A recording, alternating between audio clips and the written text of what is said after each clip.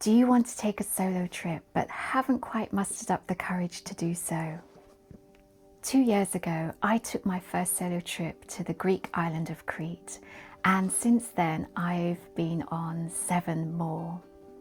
It's been a huge learning curve, but it's given me so much joy, and I want to share 7 reasons why I think you should take that solo trip. Number 1, confidence. As a peace-loving introvert who lives in the middle of the countryside, I think I'm always going to be a bit nervous before a trip. But here's the wonderful thing. As soon as I'm out of the door, those nerves just dissolve and are soon replaced with excitement. You're truly living in the moment as you navigate airports, train stations, and city streets on your own. As soon as you start to work things out for yourself, whether it's how to book a ticket using a QR code so you can climb the bell tower in Modena, or how to find the bed and breakfast you booked but didn't realise was on the 7th floor of a residential building. At the time, things like this might panic you, but it really is only fleeting. And once you get through these moments, you'll feel so much better about yourself because you've worked it out by yourself.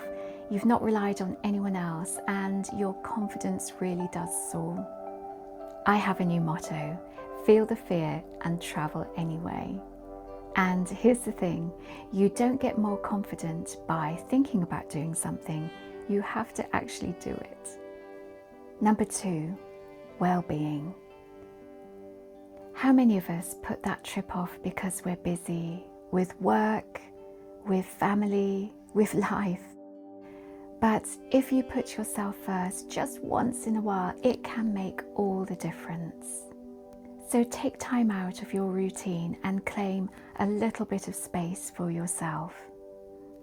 As much as I love my home and my family of animals and my husband, I also love that time that I spend just by myself.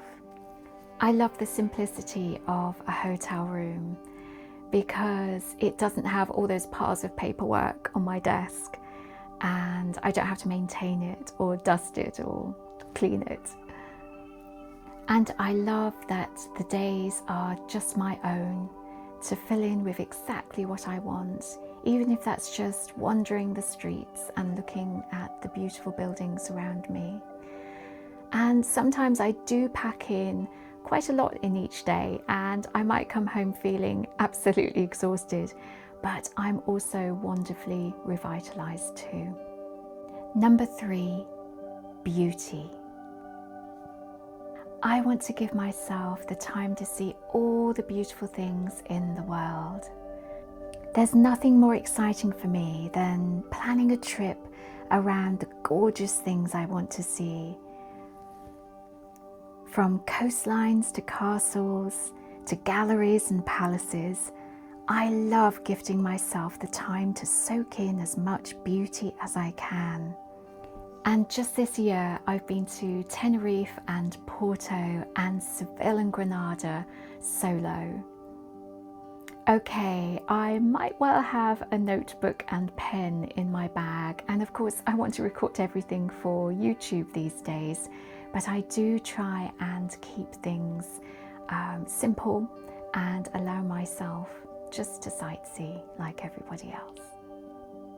Number 4, connections. As an introvert, I really don't mind being alone, and I really don't go out of my way to seek company when I'm on my solo trips. So it's come as a bit of a surprise that I've made the loveliest of connections when I've been away. Some were fleeting moments, like the time at Verona train station when I was having a very hot and flustered moment trying to work out how to get into the centre of town. Then there was Ismail, who I met in his shop in the Grand Bazaar in Istanbul, and he invited me in and gave me a lovely cup of apple tea, and we just sat and chatted in English, and he told me a bit about his family business and his work, and it was such a wonderful way of connecting with someone in this amazing city. Other connections have lasted longer, like when I met a fellow Vicky on the island of Santorini. We'd both got on the wrong coach and bonded immediately, and we've remained wonderful friends, and she's visited me in England, and we keep in touch when we go on our solo travels, giving each other advice and swapping photos. And it's been such a lovely surprise to meet a fellow solo traveller. And these sort of connections just don't happen unless you're solo travelling. I think locals are a little reluctant to approach you if you have a partner or if you're in a group. And that's a real shame, I think, because these connections really are the stuff of life and one of the many joys of solo travelling. Number 5, learning.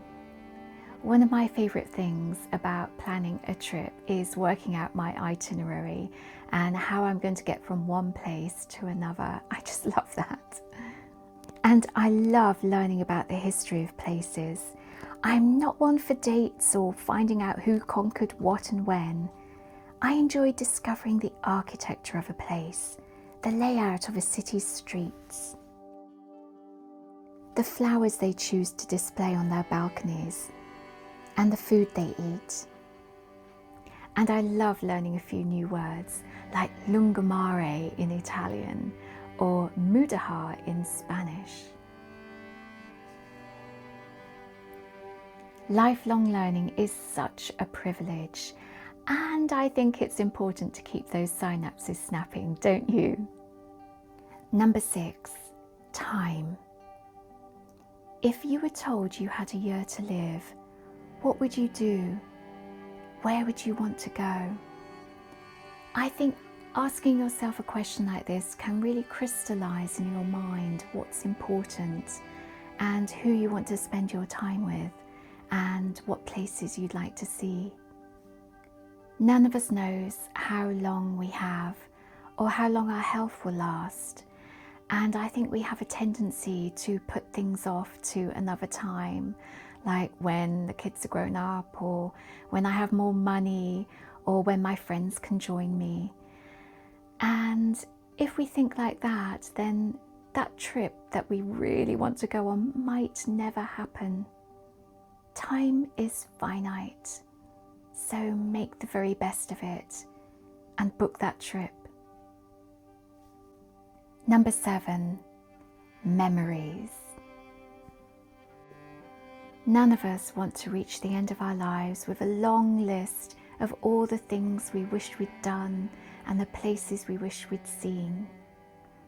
They say it isn't the things we do that we regret, it's the things we don't do. Here's how I think of it. If your life was a movie, which scenes would you want to stand out in your memory? Make sure your movie is worth watching. Being a writer, I wanted to capture the magic of my first year of solo traveling, so I wrote a book. It's called Introvert Explores, and it's full of useful traveling tips as well as all the mistakes I made, so you don't have to make them yourself. It's out now, and you can find links to it in the description below.